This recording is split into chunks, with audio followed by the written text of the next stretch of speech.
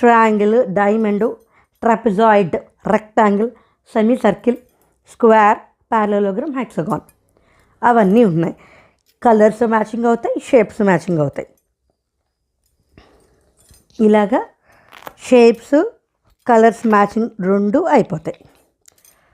ఇప్పుడు దీనికి వచ్చేసరికి ఇది ఏకంగా కలర్స్. ఎప్పటిదాకా కలర్స్ నేర్చుకోలేదంటారా? పెన్సిల్స్ ఉన్నాయి కదా కలర్స్, కాబట్టి కలర్ పెన్సిల్స్ లాగా green, blue, grey, brown, black, pink, red, orange, yellow, purple వీటిల్ని మ్యాచ్ చేసి పెట్టేయడమే. బాగుంది కదా?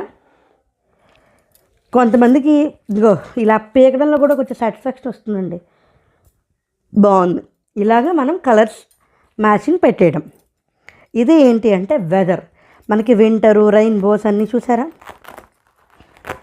అయ్యో, సన్నీ, ఓవర్కాస్ట్, క్లౌడీ, ర్యాండమ్